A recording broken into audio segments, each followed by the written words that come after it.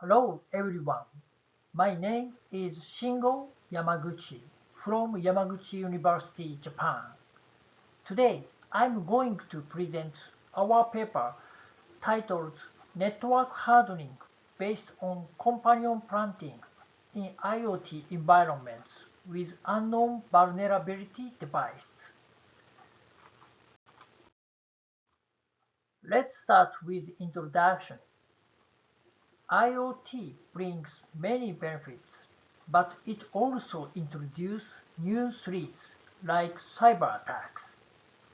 IoT devices are known to be vulnerable due to several factors, such as hard-coded passwords, lack of automatic patch management, and insecure components.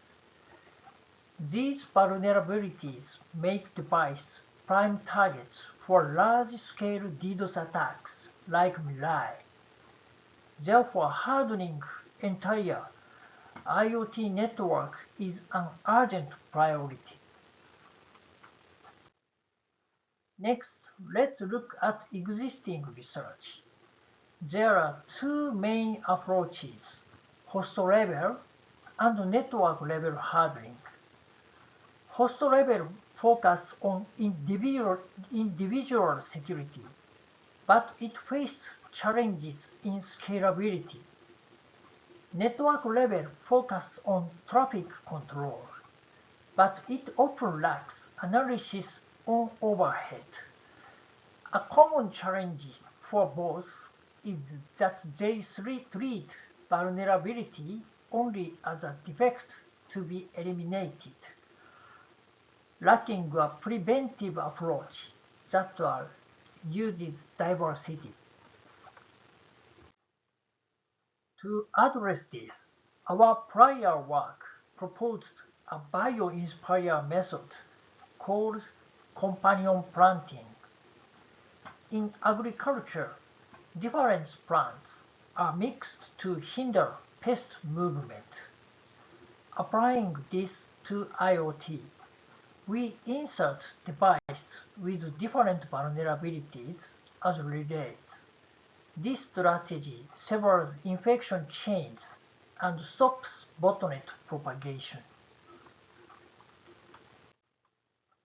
However, in real-world IoT, unknown vulnerability devices or UVDs are inevitable due to manufacturer diversity and inadequate information disclosure. Our prior approach excluded UVDs from the topology like this, which limited alternative paths and caused network fragmentation like this. This leads to our research question: how can we harden the network while keeping UVDs connected? In this paper, we propose a novel hardening algorithm that secures networks by restricting UVDs from relay roles while maintaining connectivity. We also provide a quantitative analysis of the trade-off between security and structure. Moving on to the methodologies. Our network model consists of non-vulnerable devices, secure devices, and UVDs. In our treat model, we assume bot propagation via specific exploits, but UVDs are not targeted directly. As a result, infection is confined to vulnerable components. Our key innovation is restricted relay functionality. UVDs in the network to maintain connections, but they are prohibited from acting as relay nodes for bot propagation. This prevents UVDs from becoming infection vectors. Here is the algorithm overview. First, we identify the maximum vulnerability component, Smax. While Smax is larger than our threshold theta, we cut the bridge edge with the highest betweenness centrality and they reconnect the network using a secure relay node.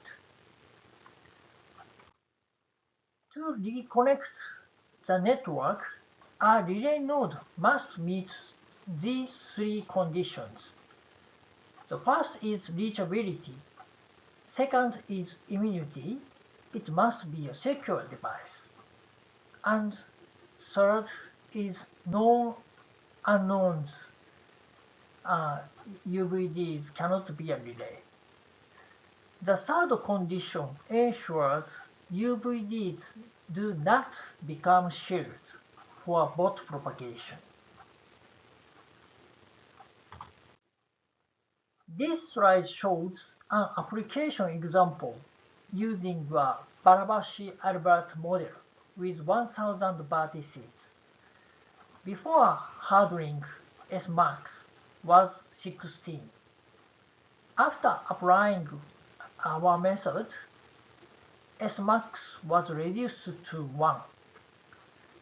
The key observation here is that UVDs are not used as relays. Now let's look at the evaluation. We used a scale-free network with 1000 nodes in an SDN-based environment. We varied vulnerability rate and UVD rate to observe the effects. We use three metrics to evaluate our method. First is security, measured by the maximum vulnerable component size, Smax. We must keep this value below our target threshold to limit infection. Second is structure, which is the scale-free preservation rate, SFPR. This shows how much of the original network's characteristics, scale-freeness, are maintained after hardening. Third is efficiency, measured by the average path length. Our goal is to keep this value low to ensure smooth communication. Okay, now let's look at the first result regarding security. In this graph, the horizontal axis represents theta, which is the maximum allowable infections. The vertical axis shows Smax. As you can see, by applying our method, Smax is successfully reduced below the target threshold. Even when theta is set to 1. This proves that our companion planting strategy effectively isolates vulnerabilities. Next, let's examine the structural limits of our method. In these graphs, the horizontal axis represents the vulnerability rate. The vertical axis shows either the scale-free preservation rate, SFPR, or the average path length. The data shows a clear trend. The network structure is well preserved until vulnerability rate reaches at 50%. However, once it reaches 75%, the structure collapses. This indicates that our method is more effective and practical up to 50%, vulnerability rate. Let's examine how UVDs affect the network structure. In these graphs, the horizontal axis represents the UVD rate. The vertical axis shows either SFPR or the average path length. The data shows an interesting trend. A higher UVD rate leads to better preservation of the topology. When UVD rate is low, hardening process affects many hubs. The degree of hub changes and the degree distribution is lost. Conversely, when UVD rate is high, hardening process affects only few hubs. Many hubs remain untouched, and the degree distribution is kept. Finally, to conclude, we proposed a new network hardening method for IoT environments containing UVDs. By excluding UVDs from relay roles while utilizing them for connections, we can limit infection damage without removing the device. Future work includes reducing computational complexity and extending this to dynamic environments. That's all. Thank you for watching.